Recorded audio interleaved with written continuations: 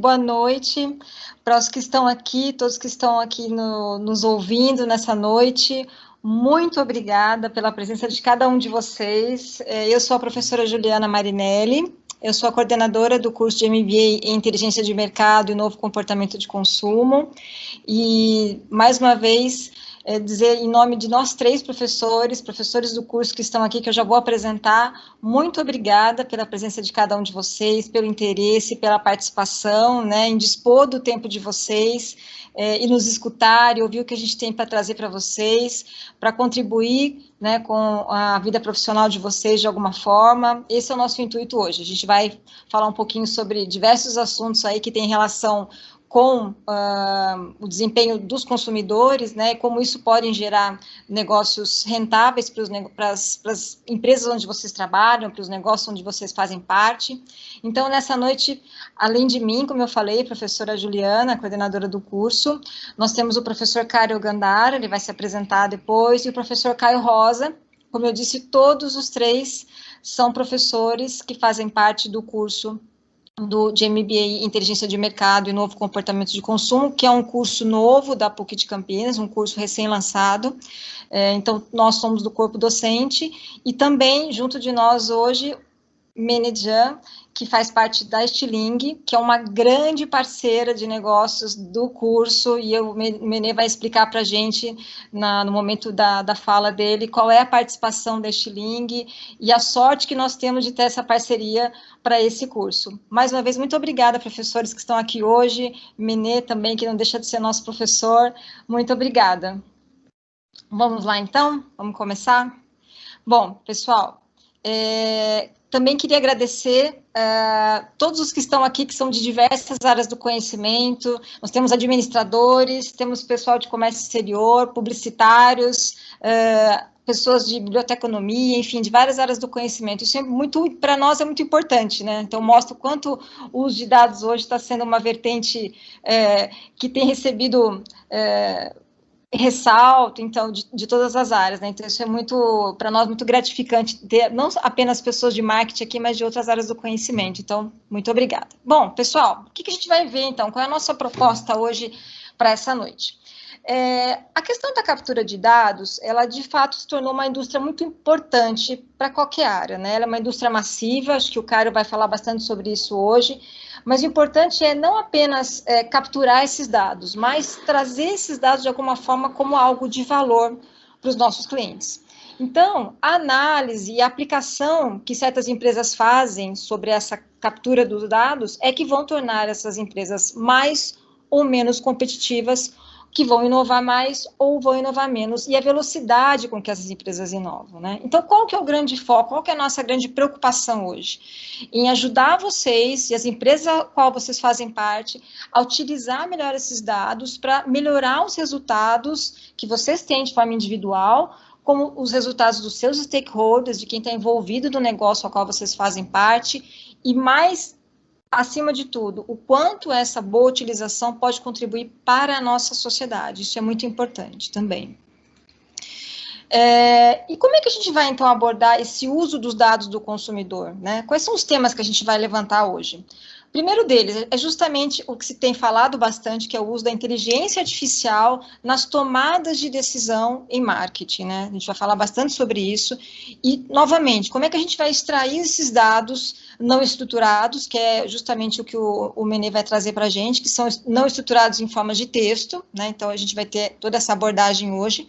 E com esses dados, quais são as intervenções possíveis, mais personalizadas também, que marketing pode fazer, né? Além disso, quais são o valor que os dados podem trazer quando a gente rastreia esses dados, né? E como os criadores, as marcas e as plataformas podem capturar e distribuir esse valor de forma conjunta, né?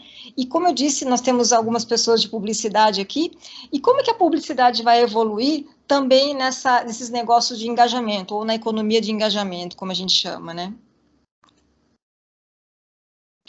Bom, hoje tem se falado muito sobre o Customer Centricity, ou seja, o centro de negócios tomados com decisões voltadas ao consumidor. Então, o que significa isso? Em outras palavras, o que é o Customer Centricity, né?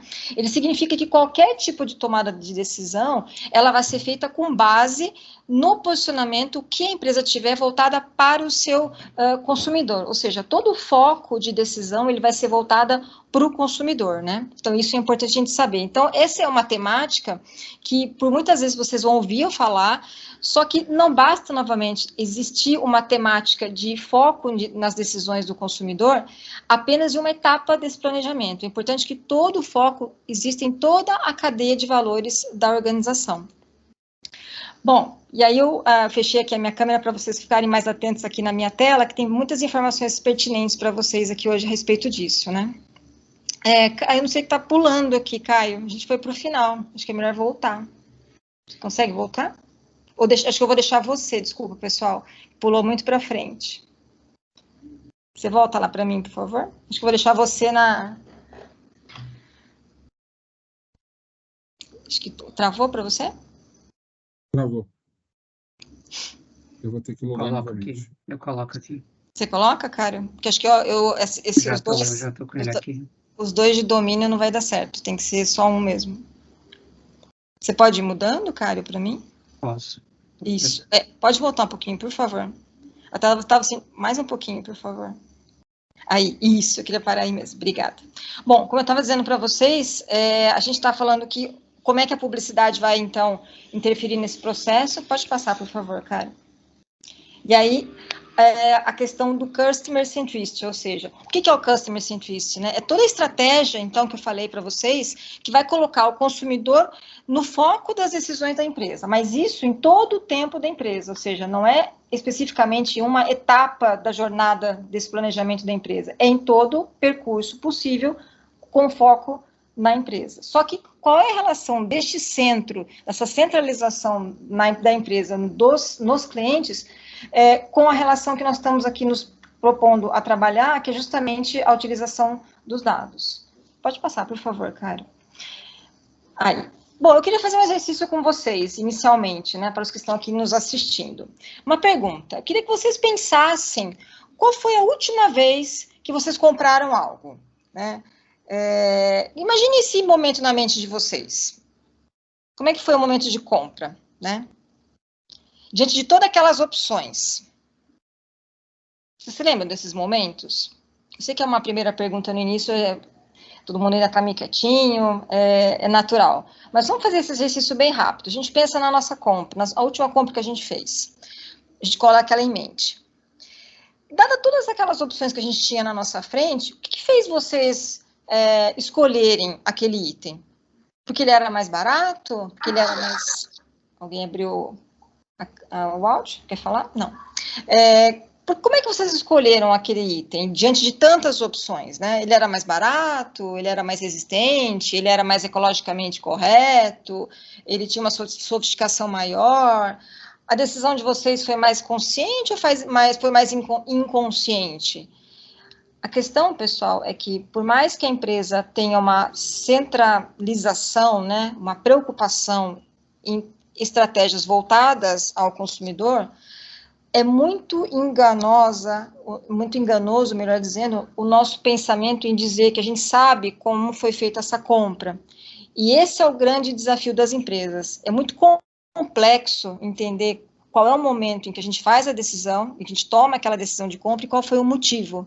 Porque toda vez que a gente faz uma compra, a gente está avaliando dezenas de fatores, alguns dos quais a gente nem está ciente.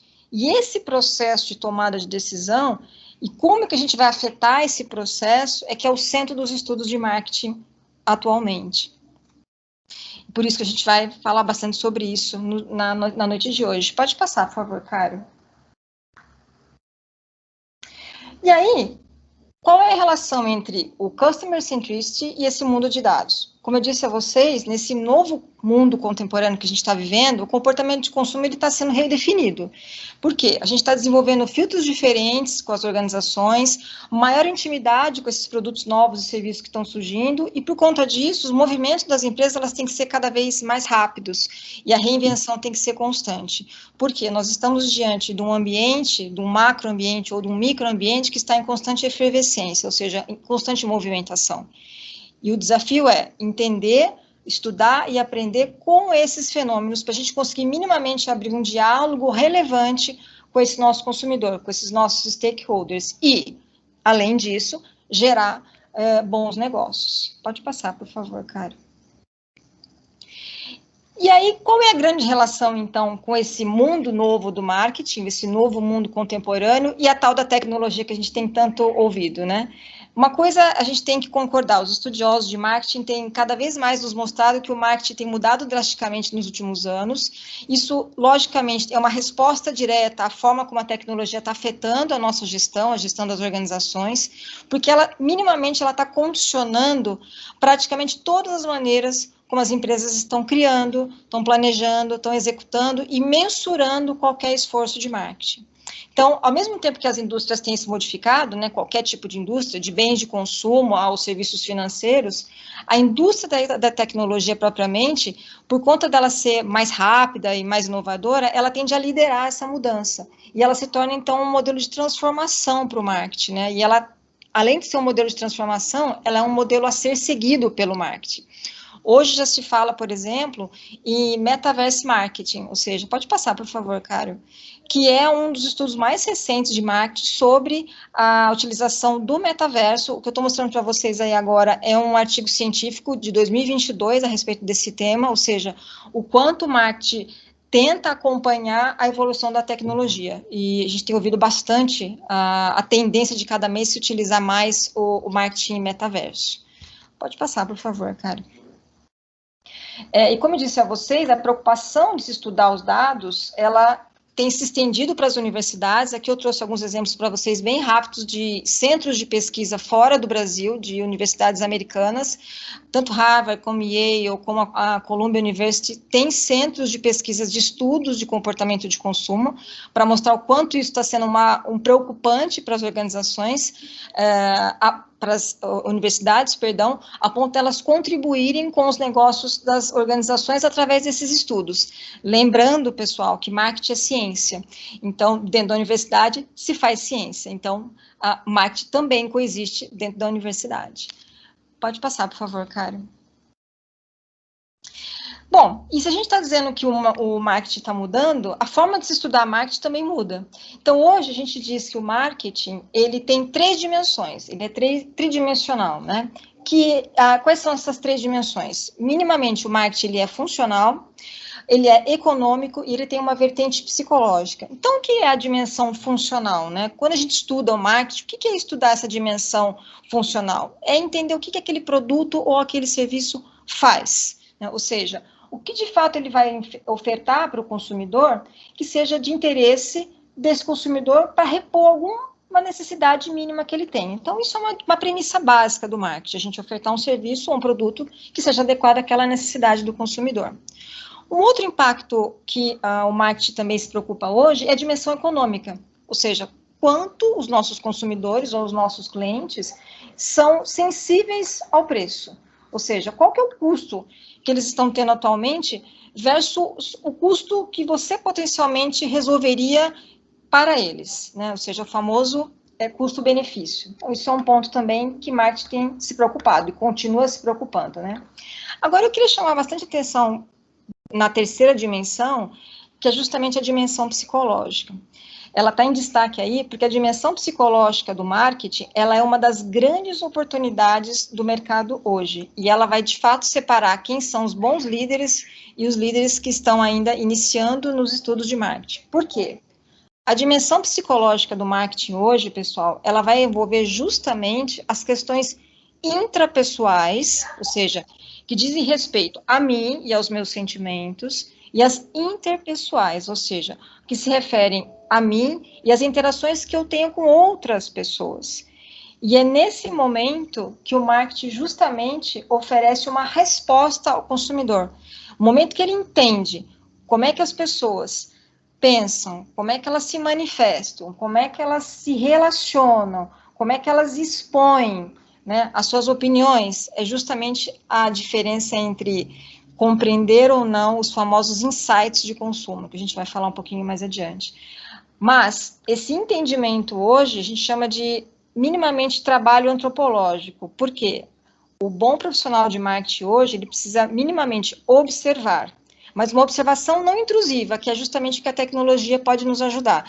O Menê vai mostrar bastante sobre isso, né? Observar de uma maneira bem delicada, eu diria, quais são as conversas das pessoas, como é que elas estão se manifestando e como a gente consegue minimamente interpretar isso, qual é o contexto que isso está acontecendo, né? Então, tudo isso vai nos ajudar a ter boas ideias e entender cada vez melhor esse consumidor.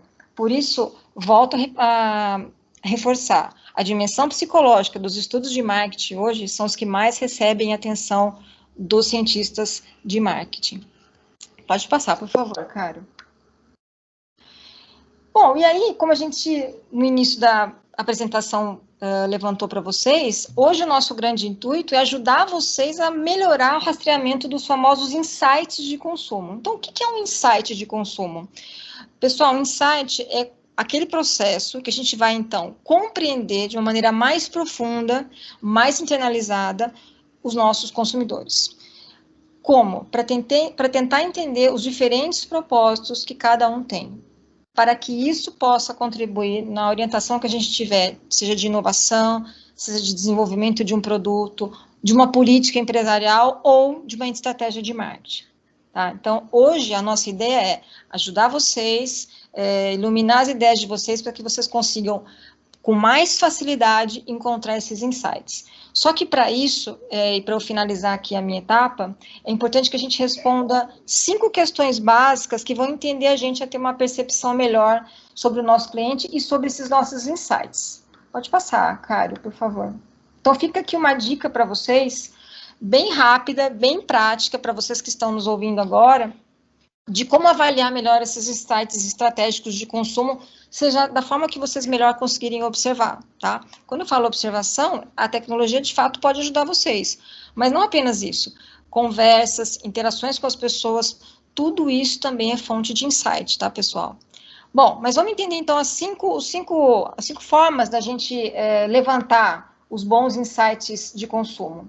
Lembrando, pessoal, que essas 5 dicas que eu vou dar aqui, elas valem tanto para o mercado B2B, que são os mercados de empresa para empresa, como os mercados B2C, ou seja, quando eu revendo ou quando eu vendo diretamente para o meu consumidor final, tá? Isso não é válido só para B2C, é para os dois. Então, a primeira coisa que a gente precisa se preocupar para iniciar a nossa avaliação de insight é qual é a unidade de tomada de decisão do nosso consumidor. Então, o que significa isso? É uma pergunta que a gente sempre faz, né, a nós mesmos, e que, a princípio, ela parece ser fácil, só que ela é enganosamente fácil. O que significa ser enganosamente fácil, né? O ideal, pessoal, seria que que os nossos principais tomadores de decisão estivessem na nossa frente. Então, quando a gente pensa em um produto, eu já sei que esse produto é determinado indivíduo que vai comprar. Só que o que acontece? Existe um conjunto maior de constituintes que a gente precisa entender e que, de fato, interferem na compra daquele consumidor. E, por conta disso, essa coleção de indivíduos que fazem parte dessa famosa tomada de decisão, a gente vai dar o nome de unidade de tomada de decisão.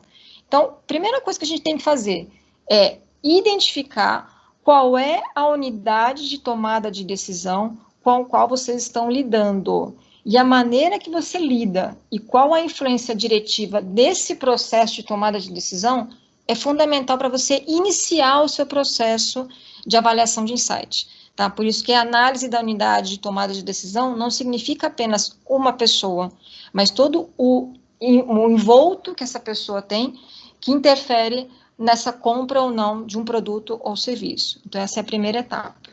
Segunda etapa, a gente vai chamar de análise das necessidades. O que é análise das necessidades? Na primeira etapa, a gente já entendeu que nós precisamos minimamente conhecer os tomadores de decisão. Só que qual é a questão aqui nesse segundo item? Quais são as necessidades desses clientes que eu consegui identificar na etapa anterior? Né? Se nós temos uma unidade, nós não temos uma apenas, quais são as necessidades que essa unidade tem, né? E aí existe uma dica bem importante. Existem as necessidades que a gente chama de necessidades expressas, ou seja, aquelas que os clientes podem ou não estar dispostos a dizer para a gente, olha, eu tenho essa necessidade, e outras que não necessariamente ele consegue expressar. Às vezes elas não são nem reais. Então a gente precisa perguntar, essas necessidades, elas são de fato reais ou fictícias? Como é que a gente resolve isso, né? Eles vão pagar mais pelo nosso produto? Se eles não pagarem a mais, significa que essa necessidade não é uma necessidade real. Então, para a gente entender se aquela necessidade que eles estão mostrando para nós, ela é uma necessidade de fato verdadeira, questionem se ele pagaria por isso. Se ele pagaria por isso, então ela realmente é uma necessidade verídica. Outro ponto importante, uma dica para vocês.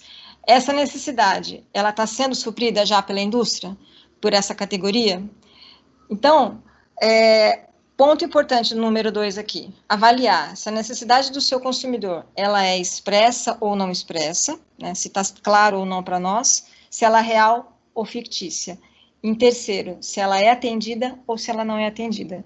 E aí a dica é, a gente tem que combinar essas 3 distinções, aí a gente consegue analisar a necessidade dessa nossa unidade tomadora de decisão. E o item 3, pessoal, aí é a análise de valor. Então, o que significa isso? É um processo de avaliação geral, né? Ou seja, o cliente vai passar por diversas opções, né, diante dele na hora da compra.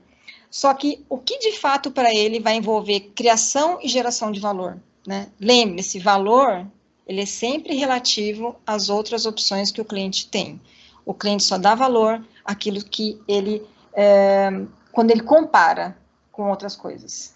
Lembrando, isso também pode ser adequado a configurações B2B, tá? Exemplo para vocês, commodity business, né? Qual é o valor agregado hoje em commodity? É o valor agregado econômico, tá? Quanto que nós estamos economizando diante de tantas opções? Então, é nessa perspectiva para B2B, tá?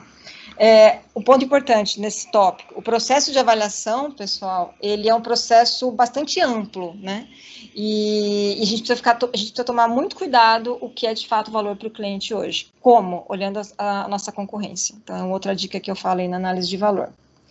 E o item 4, compreensão do processo de compra. Gente, se fala muito hoje a respeito da entender a jornada de compra do cliente, né? Ou seja, essa sequência de evento que o cliente passa para selecionar um produto. Então, se eu selecionar boas informações neste momento, ou seja, fazer uma avaliação formal, né, desse processo de compra dele, todas essas decisões que estão implícitas, lembra que eu fiz com vocês aquele exercício no início? Mas e quando vocês fazem uma compra, o que vocês levaram em consideração? Então, se a gente consegue avaliar essas decisões implícitas nesta jornada do consumidor, nós também temos vários insights extraídos nesses momentos. Por isso, da psicologia ser tão importante, que são várias etapas, então são várias decisões que são implícitas, às vezes, que a gente não tem uma perspectiva direta. Então, a avaliação do projeto, da jornada do processo de compra é muito importante. E, por fim, é um outro tema que também marketing tem exaustivamente estudado, é a questão das experiências gerais, ou seja, quais são as experiências gerais que a categoria desse produto tem oferecido. Então, quais são as experiências gerais que os clientes têm para esta categoria. Então, o que significa isso? Pensar sobre também a criação de valor e a destruição desse valor. Ou seja, em que momento que alguma experiência pode destruir um valor de uma companhia, de uma empresa, em alguma das etapas de jornada de compra. Pode ser no pré-venda, pode ser no pós-venda, pode ser durante a venda. A gente pode ter uma imagem muito positiva de uma empresa, né? Só que em determinada etapa, esse valor pode ser destruído. Então, esta avaliação do consumidor, esse reconhecimento desses estágios, e o que quer que aconteça em algum deles, que possa moldar a percepção que o consumidor tem da marca, pode impactar também nos insights que a gente vai ter. Então, esse é um ponto muito importante para a gente perceber, tá? Pode passar, Cário, por favor. E é isso, pessoal. Então, agora a gente vai abrir um pouco o espaço para falar um pouquinho sobre a microsegmentação, que é um tema que também vai fazer parte do MBA, é uma das disciplinas do MBA, que é de Inteligência de Mercado e Novo Comportamento de Consumo, e o Cário vai explanar para a gente, já que ele é o docente dessa disciplina. Cário, por favor. Boa noite, pessoal. Tudo bem? Estão me ouvindo bem aí? Sim, Cário, estamos ouvindo. Legal, vamos lá. Vamos falar um pouquinho do que é esse negócio de microsegmentação. O pessoal que é de marketing aqui, talvez até o pessoal de publicidade, talvez já tenha ouvido falar de segmentação do termo, segmentação de mercado, mas eu tenho certeza que qualquer consumidor já se deparou com a segmentação, e aí vou dar um exemplinho aqui básico do que é o segmento. Quando você tem ali o cartão de crédito, Black, Platino, Ouro, enfim, é um tipo de microsegmentação, tá? Quando você tem, de repente, algum selo ali de categoria numa loja, no e-commerce da vida, que conforme você vai acumulando compras e ele vai te gerando pontos ali, ele está te segmentando, de fato, de acordo com o teu consumo, tá? Então, a segmentação já é usada há muito tempo no mercado. Mais recentemente, com o avanço de tecnologias, as empresas começaram a usar a microsegmentação, que, na verdade, é uma combinação de diversos segmentos, tá? E aí a gente começa a classificar os perfis de consumo de acordo com esses segmentos. Então, a gente vai fazendo o drill down ali da análise do cliente e do consumo desse cliente, tá? E a gente passa a tratar muito mais assertivamente essa característica do cliente. Porque quando eu separo lá, por exemplo, o cliente, vou usar o exemplo do cartão de crédito, que é o mais simples, né?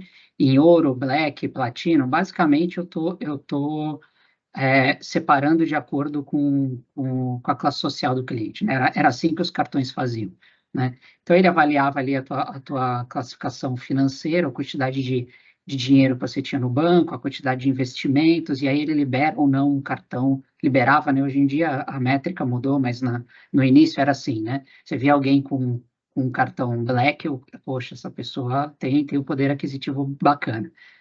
Hoje em dia já tá muito mais ligado ao perfil de consumo e menos à classe social, né? Menos o poder aquisitivo da pessoa e muito mais ao perfil de consumo. Mas inicialmente era assim que era feito. E aí você tratava massivamente essa galera. Eu tenho poder aquisitivo, eu tenho direito ao cartão Black e ele me dá uma pancada de benefício. Mas não necessariamente o teu poder aquisitivo me deixa adequado a ter aquele tipo de produto. Às vezes simplesmente porque não gosto. Não é do meu comportamento, não é do meu feitio usar esse tipo de produto.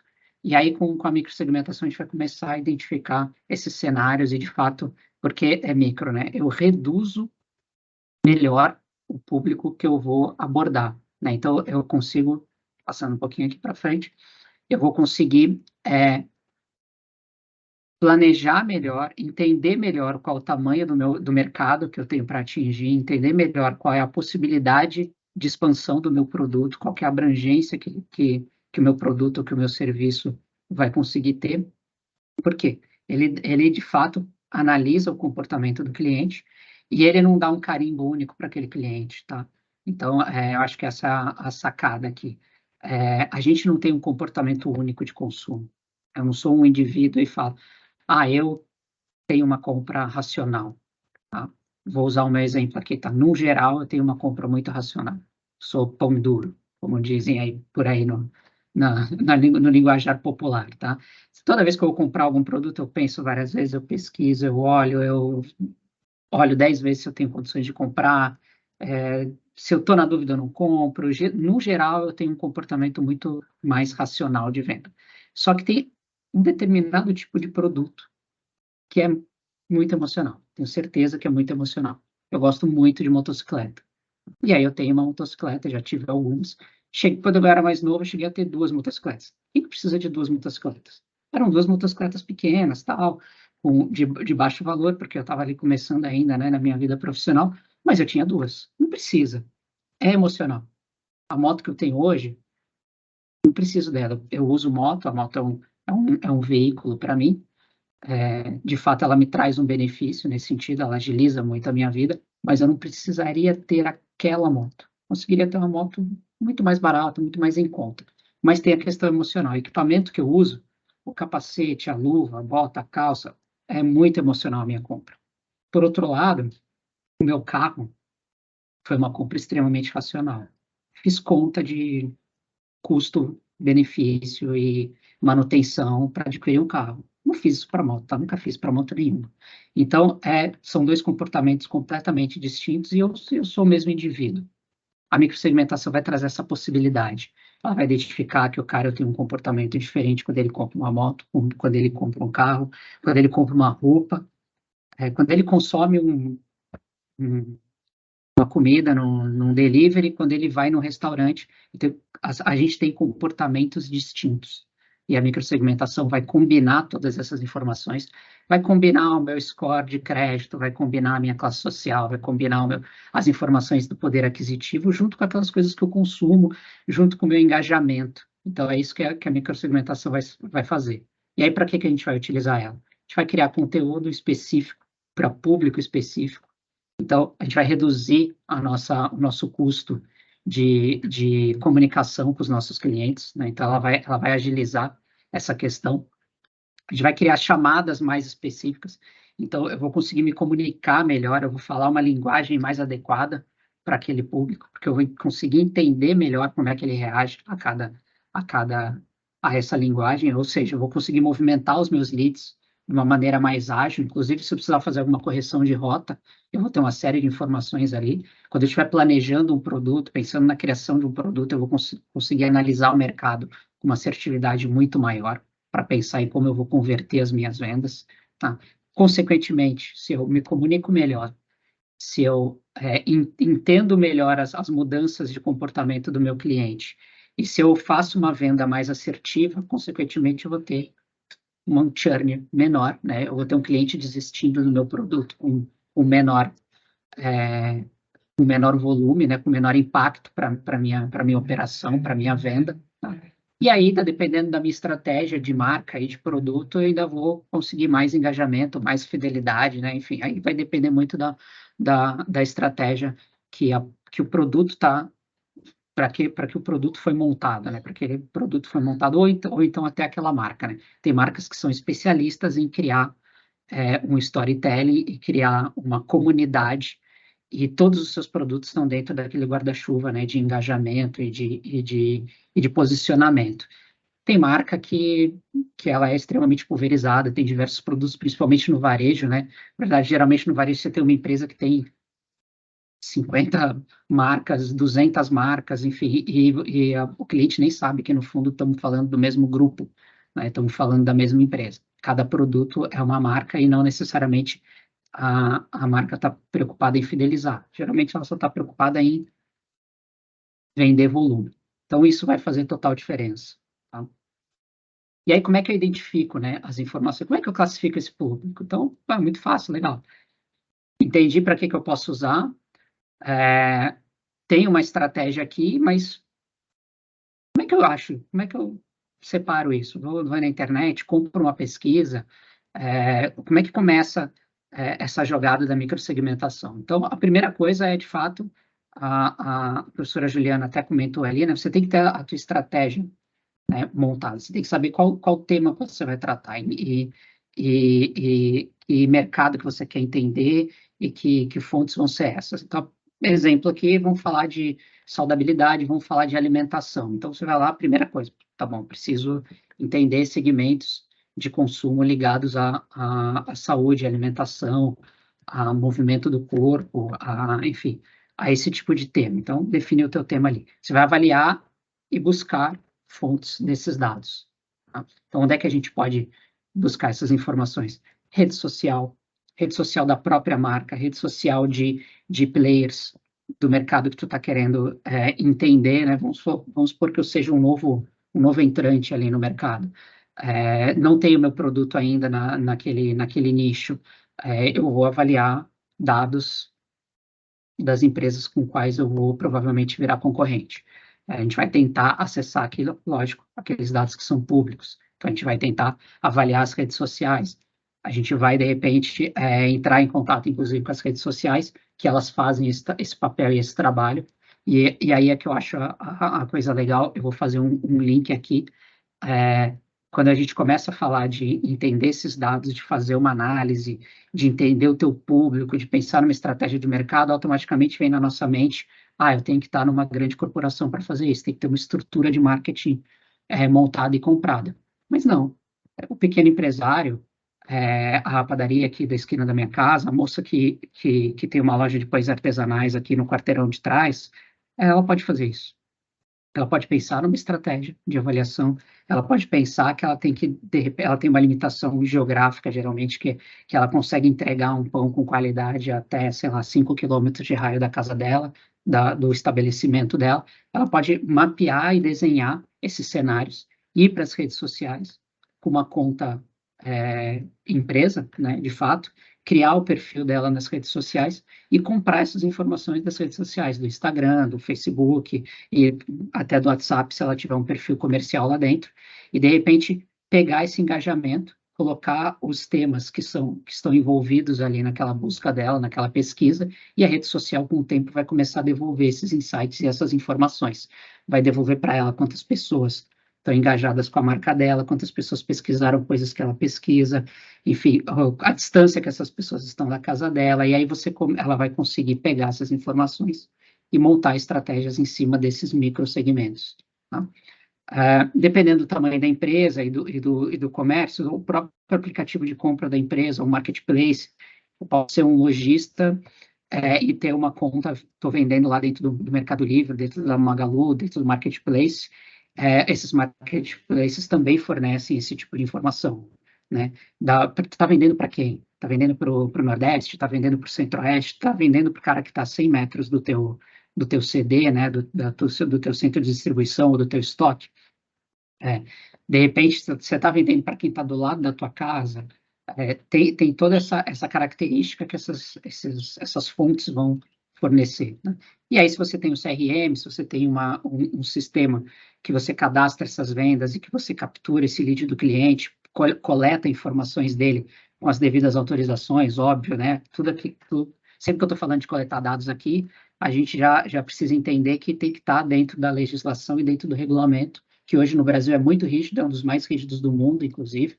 A gente está, inclusive, mais rígido do que a legislação europeia. Quando a gente fala de LGPD, não sei se vocês já ouviram falar, mas é uma Lei Geral de Proteção de Dados. Então, é importante, né? Se você tem uma pequena, uma grande ou uma média empresa, se você está envolvido numa grande corporação e você está falando de dados dos consumidores, você vai ter que estar dentro dessa legislação, tá? Isso é condição sine qua non, não pode fugir disso, senão você está sendo imoral, ilegal, inclusive. Então, não é bom, né? Não faz sentido. Tá? O site da própria empresa ou da marca, birôs de crédito, eles vendem isso. Eu tenho o aplicativo do Serasa, por exemplo, me cadastrei lá, sozinho, baixei o Serasa, acompanho ali o meu score, acompanho um monte de informação, tem a opção de eu comprar lá, o Serasa me dá algumas dicas ali de financeiras, por exemplo, mas geralmente eu tenho que ceder alguma informação para ele me pergunta, como eu sou do ramo, trabalho nessa parte também, além de dar aula, trabalho numa empresa em que eu trabalho com dados, eu aproveito e testo esse tipo de coisa, então eu forneço ali alguma informação pessoal ali, de consumo, tudo, ele vai capturando esse tipo de informação e depois ele pergunta, inclusive, se eu permito que eles façam essa comercialização. Eles não vão vender o meu CPF com a minha informação de consumo, tá? Eles vão pegar algumas características que eu deixei ali e que eu permiti que eles usassem e vão agrupar e vão falar, tem alguém aqui na região de Santos que tem um perfil de consumo XPTO, eu sou morador aqui da região, então é isso que ele vai fazer, tá? De fato, ele não vai pegar lá o número do meu CPF e vender para outra empresa, porque isso a legislação não permite. Mas ele permite mapear todo mundo que está aqui na minha região e que tem essa participação com o aplicativo dele, que tem esse engajamento com o aplicativo dele, e de repente montar que aqui tem alguma característica que pode ser boa para alguma empresa e para algum comércio. Tá? Então, É isso que a microsegmentação vai fazer, tá? Ela vai pegar aqueles grandes segmentos, geralmente demográficos, né, e vai quebrando, vai descendo o nível, é como se você fosse explodindo ali aquelas caixinhas de presente, né? De repente você tem uma aliança de ouro lá, um anel de ouro lá no meio, tu entrega uma caixa de 1 metro por 1 metro e vai colocando um monte de caixinha dentro. Então é isso que ele vai fazendo, ele vai tirando essas cascas e chega no produto final, que de fato é um produto muito mais assertivo do ponto de vista de entender o comportamento do cliente que você quer abordar. E aí, legal, interessante, falei aqui das redes sociais, mas qual tecnologia eu preciso para acessar, para implementar isso na minha empresa, seja a minha empresa própria ali, se eu sou um microempreendedor ou um grande empreendedor, ou na empresa que eu trabalho, tá? Então, aí vai depender muito do porte, né, da empresa que você trabalha, mas Big Data, se você está numa grande corporação, vai ter uma estrutura lá de Big Data, hoje as maiorias das grandes empresas têm uma estrutura de Big Data, algumas muito mais simplificadas, porque geralmente são empresas que entraram nesse mundo mais recente, ou são empresas mais novas, então elas crescem com uma arquitetura muito mais simplificada, e isso ajuda, tá? Se são, no meu caso, trabalho numa empresa que vem de junção de várias empresas, os grandes bancos no Brasil têm essa mesma característica também, uma estrutura extremamente complexa de Big Data, porque tem diversos sistemas e essa estrutura agrupa tudo isso. Aí ali dentro vai entrar a galera de ciência de dados, vai entrar a galera de engenharia de dados, e aí eles vão fazer trabalhos excelentes. Ali no Brasil tem profissionais dos melhores gabaritos nessas áreas, tá? A gente tem profissional que com certeza, e eu inclusive tenho a oportunidade de conhecer alguns que, cara, poderiam trabalhar em qualquer grande empresa mundial, que são pessoas extremamente capacitadas para fazer esse tipo de trabalho. Tá? Então, se você está numa grande corporação, se tem alguém ali de ciências de dados e de engenharia de dados, provavelmente são os dos melhores profissionais do mercado. Tá? O Brasil está com gente muito boa trabalhando nesse ramo e vai poder ajudar vocês. Aí, se eu sou um cara de negócio, eu, por exemplo, trabalho numa área que faz a intermediação, tá? Entre áreas de negócio e áreas mais técnicas, entre os times de engenharia de dados e ciência de dados, por exemplo. Então, se eu sou cara de negócio, eu tenho que trazer, de fato, a tua dor quando você quer avaliar o cliente. Você tem que trazer esses insights, você tem que mostrar para esse pessoal que, olha, eu quero entender o público. E aí, cara, viaja, pede o impossível, porque hoje, com os dados que a gente tem rolando aí no mundo, eles vão conseguir te entregar um bom trabalho. Então, isso é uma parada muito legal que tem acontecido no Brasil. Lá fora já acontece numa escala um pouco maior, um pouco melhor, mas aqui a gente está se beneficiando muito disso, tá? E aí são as ferramentas, já falei, as ferramentas de analytics e das redes sociais. O Menê vai apresentar aqui este link, que é uma ferramenta muito bacana, e que aí ele capta uma série de insights ali das redes sociais. A gente tem Google Analytics, tem Microsoft Analytics, que está dentro ali do mundo de Big Data e Data Mesh. Tem técnicas de NBA, tá? Que é Next Best Action. Eu sempre travo nesse termo. Mas é de fato avaliar o comportamento do teu cliente, geralmente voltado para aquilo que ele consome dentro da tua plataforma, tá? Aí está olhando menos para fora da empresa e muito mais para dentro dos dados da própria corporação e preparar a próxima melhor ação para aquele cliente, tá? E aí tem técnicas de ciência de dados para isso e que funcionam. Se você é um pequeno empresário, as ferramentas ali do Meta, né, do Instagram, do WhatsApp e do Facebook te entregam um monte de informação muito bacana. Twitter é a mesma coisa. As redes sociais, de fato, conseguem entregar bastante informação. Quem tem curiosidade e quer fazer um piloto, mas, nossa, eu não tenho uma conta própria, tal, não precisa ir muito longe, não. Se você tiver uma conta no Google ali do Gmail, entra lá, tem uma opção de você cadastrar para receber os seus relatórios de consumo do Google, tá? Ele vai te entregar posicionamento, por onde você andou, o que você pesquisou, você vai ver como tem informação muito boa ali dentro e muito legal. Então dá para brincar e dá para pesquisar. Aí, agora eu vou terminando aqui, estou encerrando. Vamos falar, nós vamos entrar um pouquinho na prática. Vou passar a bola para o Caio aqui, professor Caio. Ele vai falar um pouco, vai trazer um case ali de saudabilidade, que é o que eu comentei ali como exemplo rapidinho, tá? Então, nos últimos anos aqui, principalmente depois desses nossos anos de Covid, né, aumentou consideravelmente a procura por temas envolvidos à saúde, a ter uma vida mais saudável, né, a eu ser de fato mais saudável, a eu ter uma vida muito mais preventiva do ponto de vista de manter uma boa saúde do que reativa, né, esperar ficar doente no médico. Então, de tentar manter ali uma qualidade de vida muito boa. E ele tem um caso na prática aqui do ramo de varejo, e ele também vai aproveitar e vai introduzir aí um pouco da matéria dele. Espero que vocês tenham gostado aqui do que eu falei. Podem me mandar dúvidas, podem me acionar aí no que vocês precisarem. Mais para frente vocês vão ver que a gente vai deixar nossos contatos aqui. Caio, se você quiser falar um pouquinho só sobre o case, aí depois eu vou dar a palavra para o Menê, antes de você introduzir. Volta um pouquinho o slide, por favor. Aí, explicar um pouquinho dessa tendência aqui, para a gente já apresentar um pouquinho do que o Menê trouxe. Tá bom. Bom, pessoal, primeiramente, boa noite. Eu sou o professor Caio Rosa. Dentro do curso, a minha disciplina uma disciplina prática de imersão executiva dentro do universo de marketing, como que a gente transforma todos esses dados, todas essas informações em comunicação, em negócio, em ações. Aí pedi para o time trazer, para o Carol trazer aí o case falando sobre saudabilidade, né? E sim, o mercado de saudáveis, não só, ele se intensificou mais no período do Covid, mas nos últimos 20 anos para cá, a gente vê uma mudança no comportamento de consumo sendo mapeada através de dados em ferramentas diferentes. A rede social intensificou muito isso com compartilhamento de informação e, obviamente, as marcas e as indústrias, o varejo, vem cada vez mapeando isso e trazendo soluções diferentes para o consumidor, adequando seus produtos, adequando suas estratégias para atender cada vez mais de maneira cirúrgica, de maneira individual, de maneira segmentada, o consumidor em relação às propostas de solução. O Menê vai entrar agora, Ju? Isso, vamos lá. Menê, tá bom. Por favor, depois a gente escuta a solução sua. Vamos lá, Menê, por favor.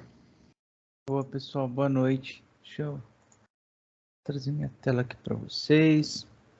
O Menê, então, vai mostrar para a gente, enquanto ele abre, pessoal, dito esse exemplo que a gente trouxe, né, da tendência de saudabilidade, como é, então, que a microsegmentação vai atuar com a ferramenta que o Menê vai apresentar para a gente, que é da Stiling. Exato. Bom, eu sou da Stiling, né? Hoje eu vim representar a professora Eleonora Diniz, né, que vocês terão o prazer de ter essa disciplina com ela.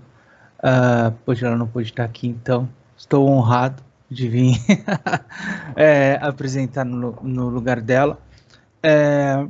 Falar um pouquinho dessa parceria, né, da Stiling com a PUC. Então vocês vão ter a oportunidade de ter aula de monitoramento utilizando a Stiling.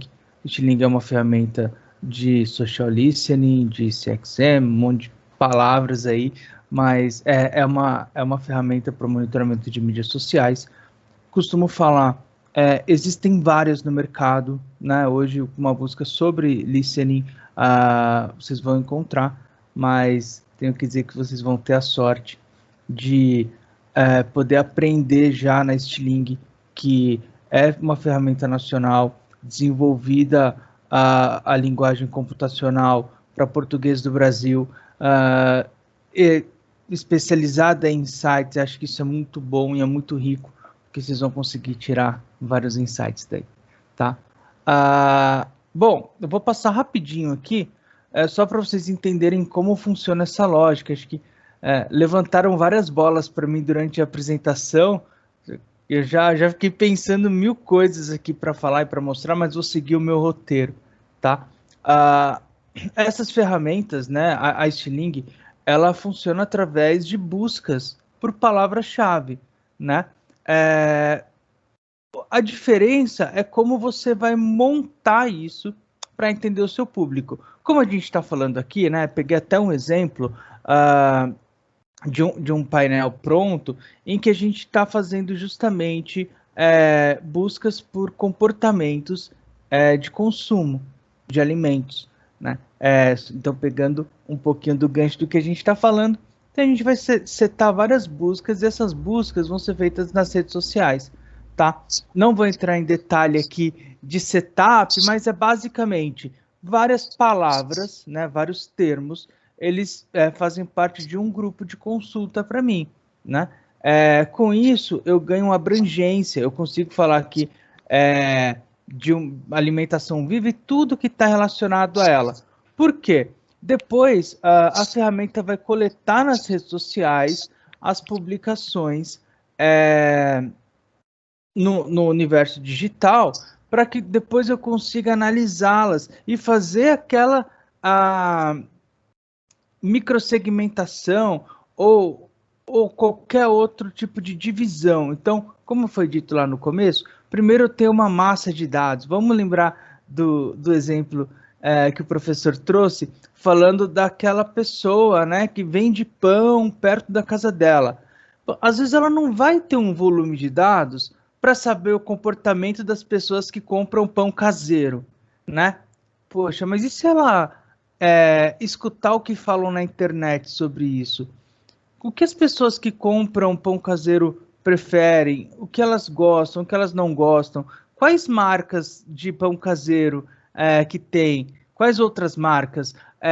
Quando falam, tem alguma sazonalidade? Não tem? Qual é a principal rede? Tem um monte de questão, um monte de questões que ela pode levantar e entender antes de ir para o mercado, né? Porque isso certamente vai ajudá-la. Então, aqui a gente vai sempre pensar, né? Tem uma série de...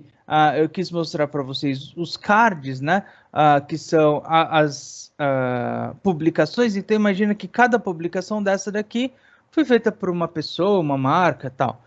Mas o grande segredo, e principalmente a gente estava falando em Big Data, nessas coisas, como você junta essa informação. Porque a informação sozinha é uma coisa, né? Eu saber que o Caio gosta do pão mais assado, eu saber que a Juliana gosta do pão mais clarinho, é uma coisa, que é a segmentação que eu vou entregar para eles, e se eu souber isso vai ser muito legal. Mas, para eu começar, as pessoas gostam de pão, na maioria, de pão clarinho ou pão mais assado?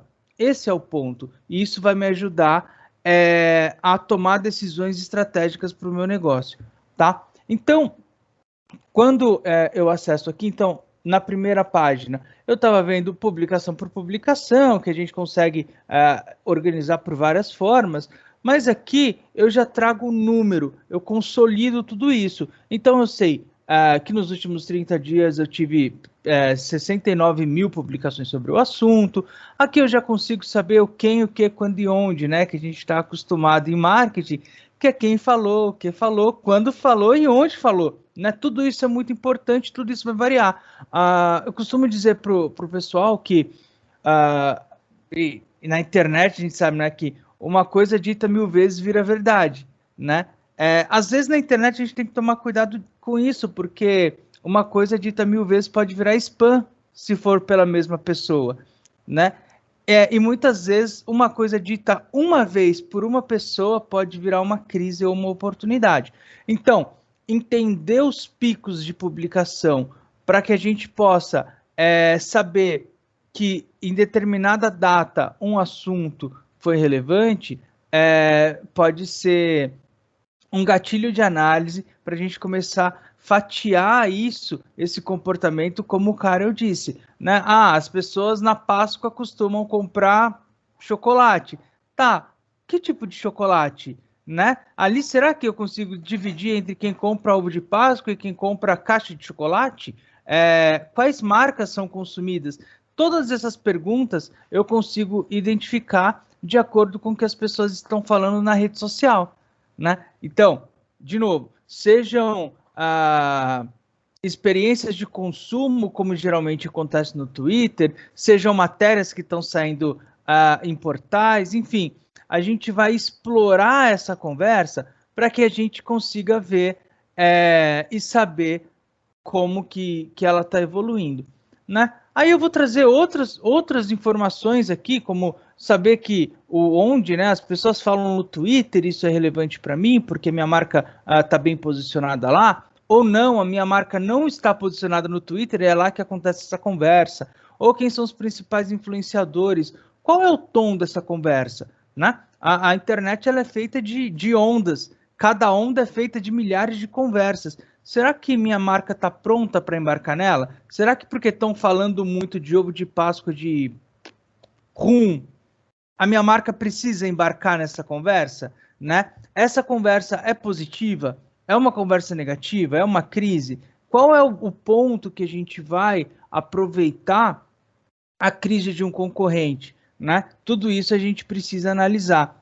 Gênero, dispositivos, sempre essas informações a gente consegue já atuar e entender o comportamento desse público para depois separar aqui e saber, dentro da análise que a gente está fazendo, qual é o assunto relevante para o meu público e para a minha marca. Tá claro até aqui? Eu estou falando, estou jogando tudo aqui.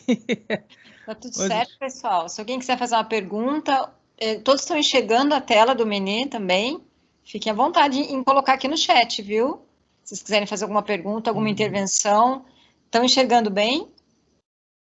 Boa. Sim? Todo mundo enxergando? Sim, estamos enxergando bem. Legal. Então, quando a gente vai falar de insight, né, ou de análise, a gente sempre quer saber um pouco mais. Então, nessa busca, a gente dividiu por cultivo orgânico, ultraprocessados, alergia, transgênico, tal. Então, eu posso fazer um filtro só desse assunto. Eu posso fazer um filtro só de vegano, por exemplo, para entender o que as pessoas falam sobre isso, quais datas são relevantes, quem está falando, né? Eu consigo organizar essas publicações numa linha de tempo, de forma que eu saiba, por exemplo, que no dia 20 de abril teve um pico de menções para vegano, né? Mas organizando as publicações por alcance potencial, por exemplo, né? Eu vejo que outros assuntos também ganham destaque, né? Como tem um monte de conversa aqui sobre gluten free, que não estava aparecendo, não é número de publicações. E aí eu vou me perguntar, quem está falando sobre isso? Provavelmente são grandes influenciadores, ou isso apareceu em algum lugar, né? Isso vai me chamar atenção, isso vira um gatilho de análise. Por quê? Será que aquela microempreendedora que o Karel falou, que ela vai fazer pão, será que ela pode aproveitar e fazer um pão sem glúten? Será que aqui é uma oportunidade para ela? Ou mais, né? Se ela não tem tanta verba para investir em marketing, tal, será que ela pode embarcar nessa onda, entender por que estão falando de gluten free aqui e fazer uma propaganda, fazer alguma coisa baseado nisso? Né? Então, entender a evolução dessa conversa e o impacto que ela está tendo nas redes, isso também é bem relevante para a gente, tá? Outra coisa que é legal é quando a gente vê quem está falando, né? Diversos influenciadores aqui entrando no assunto alimentar, né? Dentro daquela busca que eu fiz, e eu consigo saber quais são os termos que estão relacionados, né? Então eu consigo ver aqui que estão falando sobre veganos. Então a Ana Maria Braga está postando sobre isso, o G-Show está postando sobre isso, né? O R7, pô, tá saindo, ó, se a gente vê aqui, ó, tudo gostoso, R7, Globo, pô, tá rolando uma conversa aqui. Será que é uma oportunidade? Se eu tô analisando ali com o meu... a gente vai lançar um produto novo na minha companhia. Será que esse produto é vegano? Será que eu tô comunicando ele direito? Porque a maioria não, a maioria não, muitos produtos são, só que ninguém fala nada. Então, será que eu aproveito essa conversa e é uma boa oportunidade de posicionamento, né? Gente falando sobre o assunto já tem. Outra coisa que é interessante é quando a gente vai entender ali como essas conversas estão sendo divididas, né? Então, aqui, por exemplo, esse termos correlacionados, ele pegou tudo que eu busquei lá e ele já me traz, ó, eu sei que tem alguém falando de um sofá vegano, né? Que eu nem sabia que existia, mas eu sei que tem essa pessoa, né? Pode ser um influenciador que está falando disso. Domingo, o Lollapalooza, opa, o que será que estão falando sobre o Lollapalooza que está dentro da minha conversa? Eu sei que domingo tem o Lollapalooza, isso eu já sei. Será que eu consigo aproveitar? Eu posso dar um zoom aqui e ver dentre as buscas que eu setei aqui, isso é sempre importante falar, né? Onde será que está relacionado? O que será? São notícias, um pool de notícias que saiu, e as pessoas estão falando, né, do line-up, e eu consigo entender aqui que deixa eu uma matéria. Estão falando que lá no Lollapalooza tem um açougue vegano com coxinha de jaca, um dos maiores festivais de música do país, né? Já tem restaurante vegano e eles estão destacando isso. Será que tem um comportamento aqui? Quando a gente vai falar daquela segmentação que o professor citou, será que aqui é onde minha marca pode chegar? E um outro ponto interessante que ele tem aqui é a aceleração, né? Ele me mostrou que esse assunto está quente, né? Tem muitas publicações entrando. Isso aqui é ótimo para identificar crise, por exemplo. E aqui eu estou vendo que tem carne, vegano e prato. Nossa, o que será que aconteceu? Será que é uma crise? Será que é uma oportunidade? Não, é só um meme na internet, né? Eu vi aqui, enquanto a gente estava falando, eu falei, nossa, o que será que está acontecendo? Prato, crise? Não, foi aquela senhora que encontrou o vocalista do Coldplay, e ela falou assim, cara, na real eu nem conhecia ele, não sabia quem era. E aí o meme é quando cai carne no prato de vegano, né? Opa, tem um lance aqui, tem uma história. Se a minha marca, ela comunica com vegana, se o meu público é vegano ou não, né? Será que eu posso aproveitar esse meme? E mesmo que eu seja uma churrascaria e não tenha nada a ver com vegano, eu posso entrar nesse meme aqui e falar quando cai carne no prato de quem come carne, né? Esse tipo, ou não, quando cai vegetal no prato do vegano, sei lá, mas identificar um meme ou uma conversa quando ela tá quente ajuda muito a gente a criar conteúdos, a desdobrar os nossos conteúdos, e aí até escalar para, quem sabe, desenvolver um produto, enfim, tá? Mas outra coisa que é importante é quando a gente vê uma conversa, será que essa conversa é positiva ou negativa? Vale a pena eu entrar nela, né? Aqui a gente está falando de milhares de publicações, tem assuntos que dão milhões de publicações, então essa divisão e já trazendo para mim o teor dessas publicações também é interessante, tá? E aí a gente vai sempre observar isso e como a gente pode entrar nessa conversa. Uma outra coisa que a gente pode fazer quando eu trouxe aqui, né, eu pensei o que eu ia buscar, eu já sei mais ou menos o que eu vou fazer, né? Eu já pensei como eu quero classificar. Isso é muito normal, né, nas nossas segmentações do dia a dia ali. Mas tem uma série de coisas que eu ainda não sei, né? E o listening, ele traz essa oportunidade para a gente, que é mais do que olhar o que a gente sabe, é olhar o que a gente não sabe, o que a gente não classificou. Por exemplo, dentre todas as temáticas que eu trouxe aqui, não tem nada falando de fibras. Pô, será que isso é relevante? Me parece que sim, porque dentre as conversas que estão relacionadas a todos os assuntos que eu puxei, fibra está aparecendo bastante. Frutas, a gente não colocou, a gente colocou alimentação de vários tipos aqui, né? A gente não está falando de fruta. E aí a gente começa a também a explorar novas oportunidades, novas formas e novos assuntos que a gente pode entrar, tá? E por fim, né, não vou me alongar muito, mas acho que é legal para vocês terem uma ideia, é quando eu comparo ali, né, alho com alho, bugalho com bugalho, né? Não dá para a gente só ir jogando dados e dados e dados e não criar paralelos entre eles. Então, aqui, por exemplo, eu tenho uma visão sobre os grupos, né, as coletas que eu fiz e como elas foram categorizadas. Eu poderia ter feito aqui, por exemplo, quais marcas aparecem dentro dessas verticais, né? Trazendo para o nosso mundo do marketing, eu poderia ter aqui os meus concorrentes, né, minha marca e meus concorrentes, e os atributos que eles estão comunicando. Será que eles estão sendo percebidos por isso? Será que se eu pegar uma marca de shampoo, por exemplo, ela apareceria aqui no vegano? Ou ela apareceria no outra coisa? Ou falando de alimentação mesmo, né? Na parte de superalimentos, a gente vê que as pessoas estão falando de alimentos sem glúten.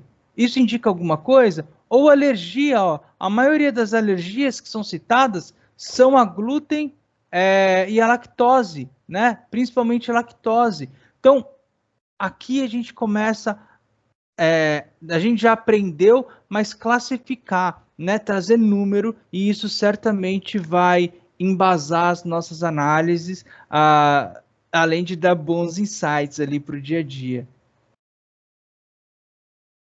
Era isso que se deixar, eu falo mais, viu? Mas acho que já deu tempo. A gente vai... Deixa eu só ressaltar uma coisa super importante que o Menê trouxe, pessoal. Essa é uma ferramenta que vai fazer parte de uma outra disciplina, né? Logicamente que ela é uma ferramenta de auxílio à microsegmentação, como o professor Cário bem levantou, mas a ferramenta Stiling, ela vai ser utilizada na Consumer Web Analytics, que é uma outra disciplina, como o Menê levantou, que é da professora Eleonora Diniz, que vai estar com a gente aqui durante o curso.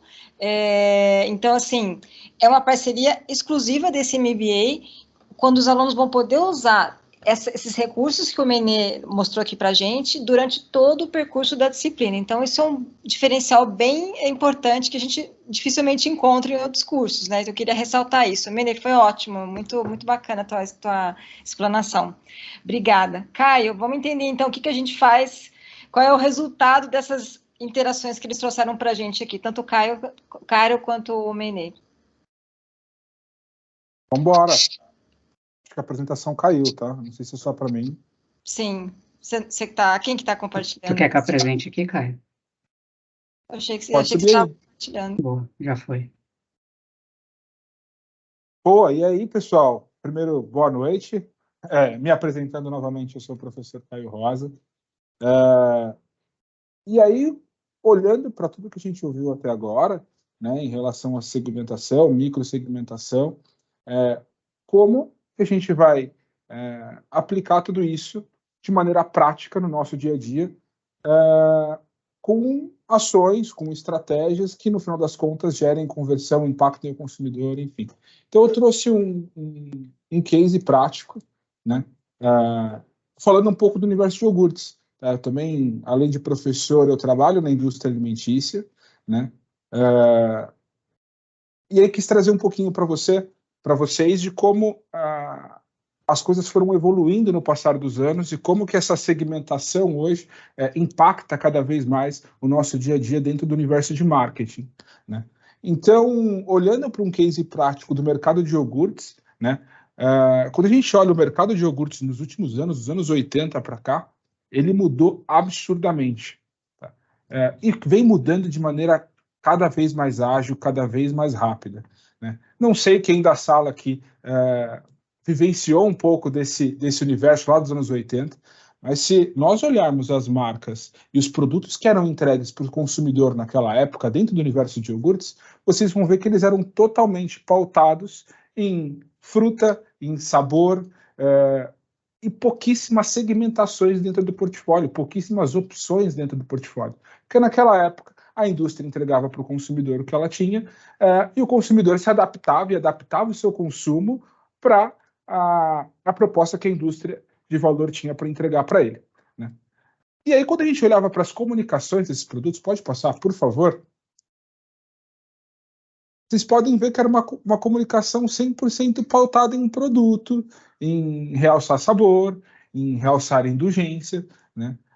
E pouca proposta de valor, pouca diferenciação para o consumidor, a não ser as diferenciações pautadas em saudável, e aí a saudabilidade muito focada em diet ou light, ou um produto que entrega sabor, que entrega fruta e que entrega indulgência, né? E conforme o passar do tempo, o mercado foi mudando, ele foi se adaptando, e cada vez mais a comunicação e a globalização veio trazendo conversas mais rápidas e mais diretas entre o consumidor e o varejista e a indústria, a indústria que produz os produtos e leva soluções para o consumidor. Cada vez mais o marketing foi evoluindo, a indústria cada vez mais, com o passar do tempo, foi adaptando a proposta de valor ao que o consumidor, e passou a ouvir mais o consumidor para adaptar os produtos ao que o consumidor estava buscando, né? E algumas mudanças foram acontecendo nesse segmento. Pode passar, por favor. E aí a indústria começou a entender que cada vez mais o consumidor, principalmente nos últimos 20 anos, foi adquirindo hábitos mais saudáveis, buscando mais qualidade nos produtos, buscando mais especificidades nos produtos em relação à saudabilidade, propostas reais de valor, né, que entregassem algum tipo de benefício que ele precisava dentro do dia a dia dele. E qual que é o grande problema disso? Cada um busca um benefício diferente. Como a indústria enxerga os benefícios mais comuns entre os consumidores para entregar uma proposta de solução. Pode passar, cara, por favor. E aí eu trouxe uma evolução do que era a saudabilidade e o que a indústria foi, nos últimos tempos, captando do consumidor e como essa saudabilidade foi cada vez mais ficando segmentada até aos dias de hoje eles começarem a virar produtos e propostas de soluções claras para o consumidor. Então, lá em 1990 se falava muito em gordura, caloria e o diet light. Depois, em 2000, de 90 para 2000, se começa a ouvir um pouco sobre fibras e alimentos integrais. E vocês vão vendo que, com o passar dos anos, não só cada vez mais foi se criando segmentação para a categoria de saudáveis, mas também a velocidade que isso foi surgindo aumentou.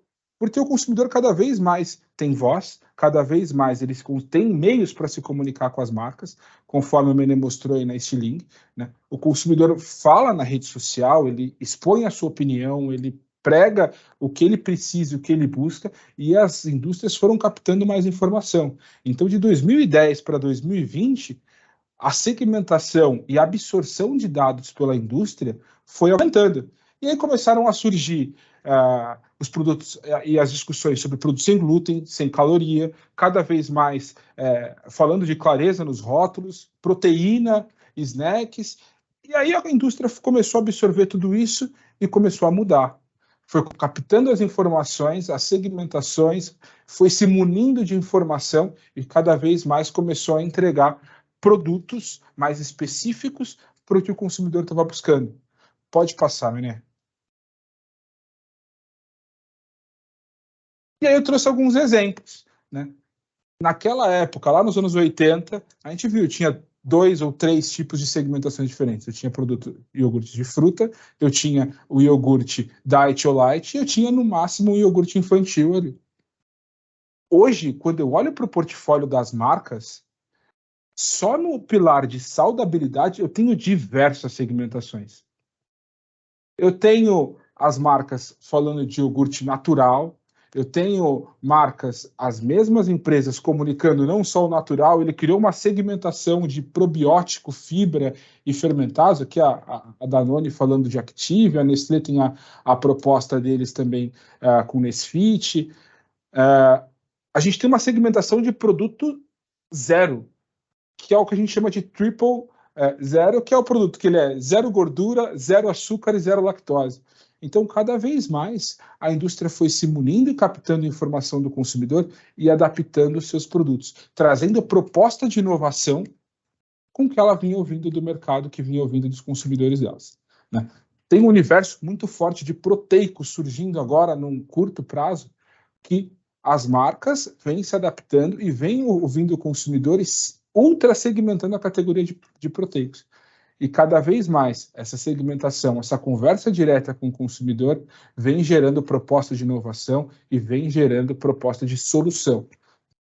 Então, o legal de que o Caro começou o discurso falando de microsegmentação, o Menê trazendo ferramentas de discussão e ferramentas de absorção desse dado, e cada vez deixando esse dado mais fácil, vem proporcionando que não só as grandes indústrias, mas como os pequenos empreendedores consigam cada vez mais entender o seu consumidor, entender as segmentações e cada vez mais adaptando o seu negócio e trazendo proposta de valor para dentro do universo de atuação que ele atua, né? Então, trazendo isso para o nosso dia a dia, pode passar, cara. Você vê as marcas cada vez mais adaptando a sua comunicação ao que eles vêm recebendo de informação do consumidor, né? Eu mostrei lá atrás para vocês, nos anos 80, as comunicações de iogurtes falando só de produto, falando só de proposta de entrega, de qualidade de produto. E vocês veem que cada vez mais as marcas entenderam que não é só o produto. Eu não estou trazendo uma proposta só de solução de alimentação, eu estou trazendo uma proposta de solução de conceito de vida.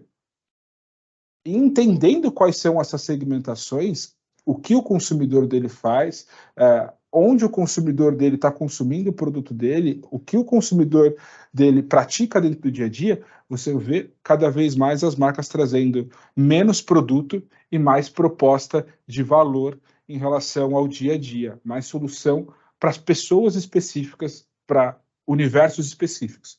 Então, a Vigor aqui, falando cada vez mais de dia a dia saudável, mostrando dentro da comunicação dela uma moça correndo ali dentro do universo de praia.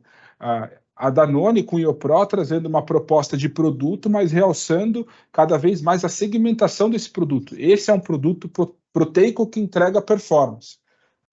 Eu tenho a Activia falando cada vez mais de bem-estar. Então, essas marcas foram adaptando a linguagem delas para tudo que elas foram ouvindo do consumidor deles dentro do dia a dia. E cada vez mais segmentando os produtos e trazendo proposta de solução com base nas segmentações que eles foram entendendo do consumidor com o passar dos anos. Pode passar, cara, por favor. E aí, entra na minha disciplina, Imersão Executiva em Marketing. E aqui o nosso grande objetivo é emergir realmente na prática em todos esses dados e todas essas informações que a gente vem recebendo do mercado com cases práticos, trazendo professores e profissionais do mercado para discutirem cases práticos, trazer cada vez mais propostas de solução para esses profissionais que nós estamos trazendo. E a ideia é que a gente realmente juntos emerja em todas as informações que a gente vai ter aprendido com o passar do tempo ali nas aulas do Cara e dos outros professores falando de segmentação. Como que a gente transforma a segmentação em solução? Esse vai ser o grande foco da imersão executiva em marketing. Pode passar, Cara, por favor. Então, o que é o nosso programa, né? Primeiro, nosso grande objetivo é simular esse comportamento de consumo, né? E entender esse comportamento de consumo e o que a gente consegue trazer de propostas de inovação para os cases práticos que a gente vai estar estudando no dia a dia. Como o marketing ele se aplica à proposta de valor segmentado no ponto de venda. Como criamos ações específicas para clientes específicos, para pessoas específicas, cada vez mais trazendo uma proposta de valor, uma proposta de comunicação mais assertiva para tudo que a gente veio aprendendo dentro do nosso curso. E aí, chega para mim o grande barato do nosso curso. A gente tem uma baita infraestrutura que a PUC vai nos fornecer para conseguir colocar tudo isso em prática e ter imersões, palestras, discussões, aplicação de cases, soluções práticas dentro do Espaço Mescla. O Espaço Mescla, eu tenho um videozinho que eu vou passar para vocês aqui agora.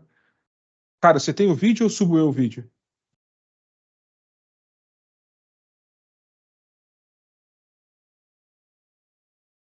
Então, uma imersão, né, no Espaço Mescla, e eu vou mostrar um pouquinho para vocês a infraestrutura que a gente vai ter ao nosso dispor para poder fazer todos os nossos cases e as ações práticas do nosso dia a dia.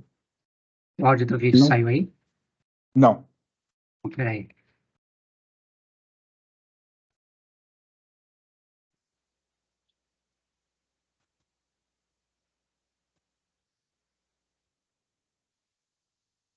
Perdão. Não é esse vídeo, cara.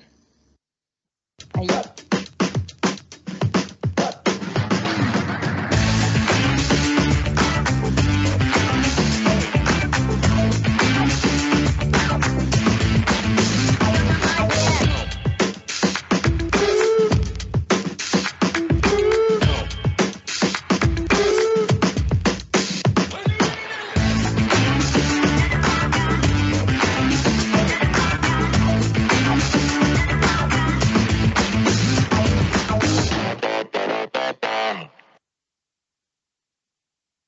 Bom, galera, um videozinho rápido do que é o Espaço Mescla. É um espaço voltado para a inovação que fica dentro da PUC.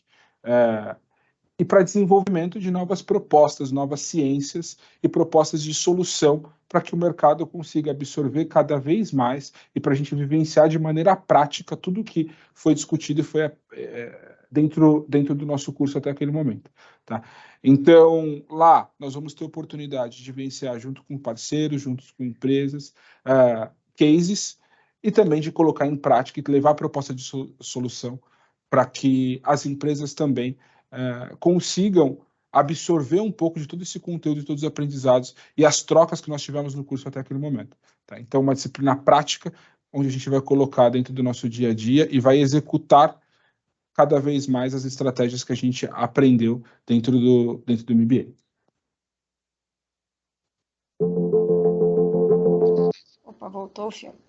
Pode voltar um pouquinho, por favor, o slide, Caio. Não sei quem está antes dessa parte. Isso, tá ótimo.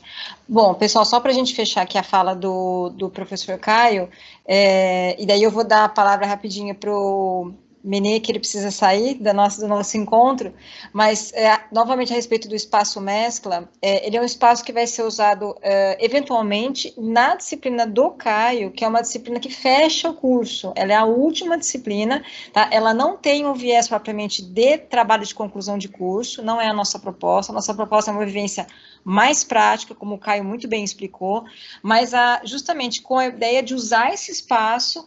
Por ser um curso presencial, nós vamos usar esse espaço em um dos eixos que o Mescla possui. Existem vários eixos que são propostos para a utilização do espaço. O eixo que a gente vai utilizar é o PUC Corp, que é justamente na imersão da PUC, né, dos alunos da PUC com as organizações.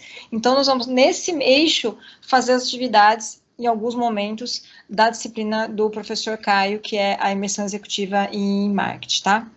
Bom, e aí eu queria, então, perguntar para vocês que estão aqui se há alguma dúvida em relação à fala do Menê sobre a questão do listening, sobre a utilização da ferramenta da Stiling, para o Menê participar de uma outra reunião agora que ele está aqui aguardando. Alguém quer fazer alguma pergunta, tem alguma dúvida, fazer algum comentário, alguma contribuição, pessoal? Não? Acho que não. Bom, Menê, muito obrigada pela tua participação, pela tua representação aqui da Stiling para nós, que é o que eu sempre falo, é uma parceria para nós muito promissora. A gente está muito feliz de ter essa participação com vocês, essa parceria com vocês, PUC e Stiling, e a gente se sente honrado e privilegiado. Muito obrigada, viu, Menê, mais uma vez. Valeu, pessoal, eu que agradeço os professores, Ju, obrigado pelo convite e parabéns para vocês que estão iniciando uma graduação aí após, né? E arrasem, aproveitem. Tchau, tchau. Obrigada. Tchau, Menê. Obrigada. Boa noite. Bom, pessoal, então a gente está finalizando aqui a nossa discussão de hoje. Pode passar, por favor, o slide agora? Obrigada. Aí. A gente está finalizando, então, a nossa discussão de hoje, a nossa conversa. Mais uma vez, eu queria agradecer a participação de vocês aqui e lembrar que toda essa nossa reflexão hoje, ela vai ser repetida várias vezes no nosso curso, né, o MBA Inteligência de Mercado e Novo Comportamento de Consumo. As inscrições já estão abertas, elas ficam até do dia 3 de abril, né? Eu vou colocar para vocês aqui o link que vocês podem fazer essa inscrição, né, no site da universidade, né? E aí a nossa ideia hoje foi justamente mostrar para vocês 2 disciplinas que compõem esse curso, na verdade 3, né? A minha inicial, que é Marketing Intelligence, que vai dar o start no curso, né? Que são os preceitos básicos de marketing, e inteligência de mercado, que é a proposta do curso. Na sequência, a disciplina do professor Karel, que é a disciplina de microsegmentação de mercado, que é uma disciplina que precisa ser também no início do curso. E aí são 4 módulos, e ao final do último módulo, a disciplina do professor Caio, que é uma disciplina, como ele mesmo disse, como eu disse, uma disciplina de fechamento do MBA, com uma atividade prática dentro do espaço mescla, eventualmente. Então, aos que tiverem interesse, eu deixei para vocês aí o link, né, do curso. Fiquem à vontade também em se comunicar com a gente. Pode passar, por favor, Caio, ou Caio, não sei quem está fazendo, acho que é o Caio agora, isso.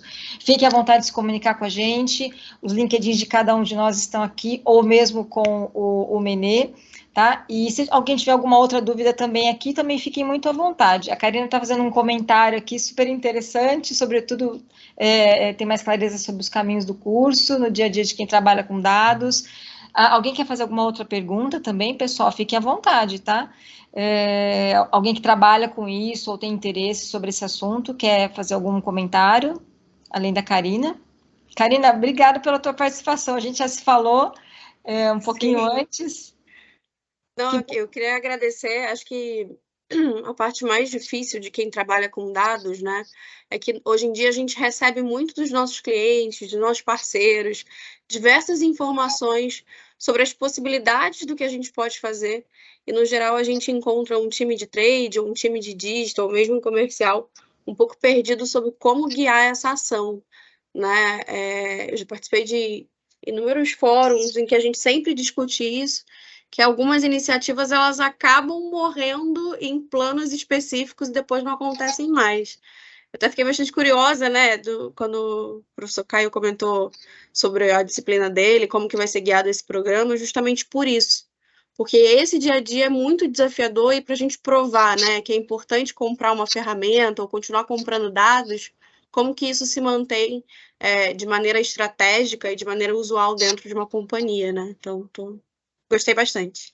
Que bom, obrigada. Quer comentar alguma coisa, Caio? Eu quero. Por favor. Bom, Karina, primeiro, obrigado pela participação.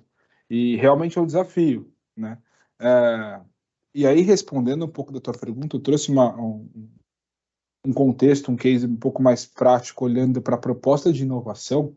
Inovação é sempre um caminho mais difícil, né? Porque requer grandes investimentos, enfim. Mas, na prática, ações muito pequenas movem o ponteiro, olhando para a segmentação, olhando para a proposta da utilização de dados. Vou te dar um exemplo prático, ações de CRM. Ações de CRM hoje são um caminho principalmente utilizado pela indústria, muito um exemplo prático, muito vivo, de como você transforma dado em aumento de venda. Eu vou segmentar o meu consumidor. Estou lançando um produto saudável. Eu vou segmentar o meu consumidor que faz sentido com aquele produto. Eu vou falar para a minha ferramenta que eu quero impactar aquele consumidor que consome produtos saudáveis das categorias XYZ, das marcas XYZ, e vou soltar uma promoção para esse cara. Em uma semana, eu provei para a companhia o quanto aquele dado foi transformado em valor real. Então, quando a gente fala de transformação de dado em proposta de inovação, realmente é um ambiente mais complicado, mais denso de você navegar.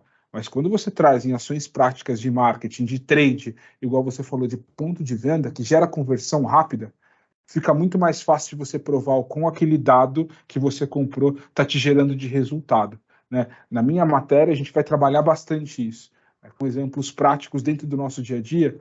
Cara, como eu consigo aplicar isso dentro da minha pequena empresa, como eu consigo aplicar isso dentro de uma grande companhia, né? O varejo faz muito bem isso hoje, a indústria trabalha muito bem isso, em parceria com o varejo. Segmentação para conversão, para principalmente promoções específicas. Então, não sei se você já faz parte do curso, trabalha com isso, você vai ver que é uma disciplina.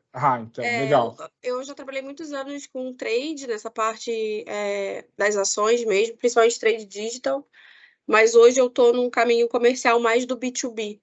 E o B2B eu vejo que é um desafio ainda maior, né? Como a gente faz para traduzir esses dados em planos, em estratégia e tudo mais. A gente coleta muita coisa, acho que se perde um pouco. Quando a gente fala do B2C, é muito mais claro o caminho da indústria junto do varejo, né? É mais fácil de fazer, já está sendo aplicado com mais constância. Agora, quando você fala do B2B, que vem crescendo pra caramba, como que a gente, né, traduz isso em estratégia? O B2B explora muito mal isso. Muito mal. E assim, é muito mal. E assim, tem ferramentas muito simples de conversão, que você consegue provar valor nisso. Principalmente com esse... Se fala muito em metodologia ágil hoje, se fala muito em pilotar ações. Cara, para piloto, pouquinho de dado que você consegue colocar naquele piloto numa ação B2B, vou te dar um exemplo. Putz, a Vigor, estou falando da Vigor, não podia, né, Juliana? A Vigor, ela vende para o consumidor final, mas a Vigor vende também para a rede de restaurante. Então, a Vigor, ela vende para o McDonald's. Como que eu provo para o McDonald's que eu tenho uma proposta de valor aqui para ele, com base nas informações que eu tenho? Vamos soltar um piloto em uma loja? Vamos. A gente solta um piloto em uma loja, a gente consegue transformar e mostrar se faz sentido ou se não faz sentido, quem eu impactei, qual é o público que eu impactei, quanto gerou de conversão. Então, essas microsegmentações para a relação B2B, acho que na prática se coloca muita complexidade. Cada vez mais o mercado vem trazendo menos complexidade para se gerar a proposta de valor para cada vez mais você conseguir fazer negócio mais rápido, né? Então, você vai ter que entender o comportamento do cliente do teu cliente. Exato. Isso. Exatamente. Aí você vai falar para ele, ó, eu tenho a solução para você, para o seu cliente.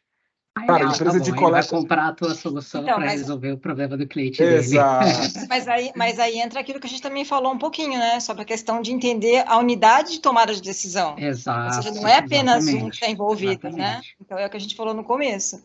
Agora, eu queria levantar uma coisa, Karina, que eu também sempre escuto muito, inclusive do professor Karel, que é a questão de fazer as perguntas certas. Ou seja, quando a gente fala em dados, né, uma coisa é você iniciar uma coleta de dados e depois tomar uma decisão sobre ela, né, dependendo de uma coleta aberta, a gente vai chamar isso, né. Uma outra forma de enxergar eu tenho uma decisão tomada estratégica e eu preciso de dados para embasar essa decisão. Então, entender esses dois caminhos, que é uma das propostas do curso.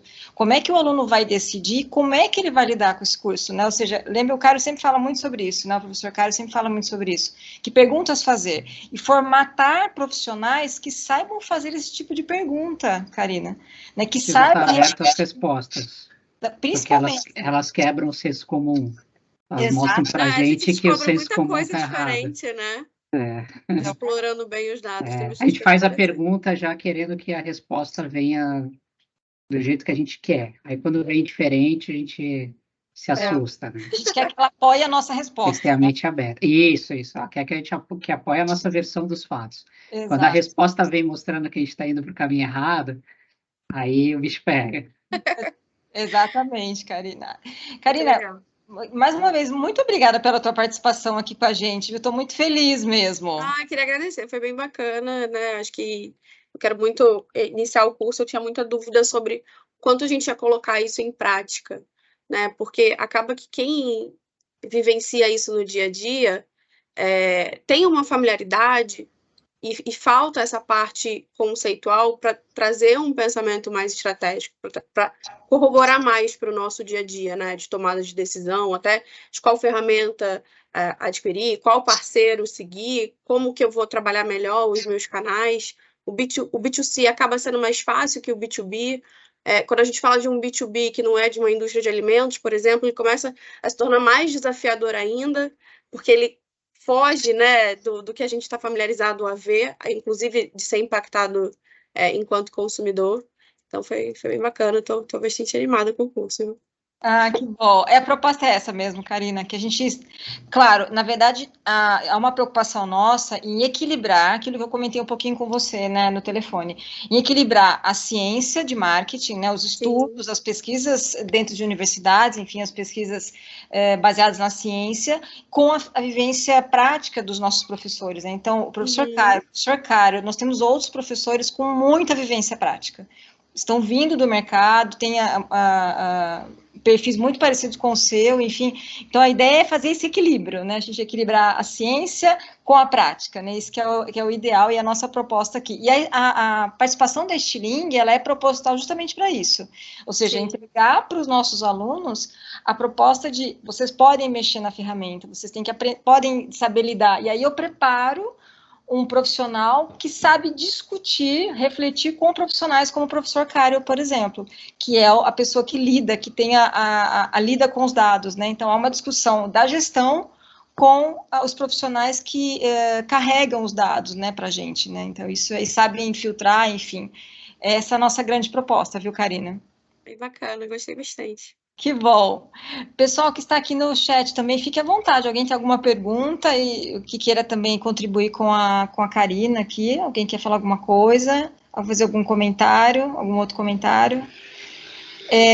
Pessoal, só fazendo assim um último adendo aqui, eu deixei para vocês ali no chat um link, o Gabriel, que está participando com a gente, né, também da PUC, ele deixou um material no Drive, não sei se vocês conseguiram acessar, o material da Stiling, mostrando para vocês um pouquinho do trabalho dela, como é que ela faz, enfim, o que ela proporciona para a gente, que é, como eu disse, da mesma forma que a gente vai ter dentro do curso a proposta da Stiling, só nesse período dessa disciplina, para que os alunos usem de maneira gratuita, enfim. Mas aí é uma amostra do trabalho da Stiling para vocês, para quem não conhece, se familiarizar mais com essa marca que é tão utilizada hoje pelas outras companhias.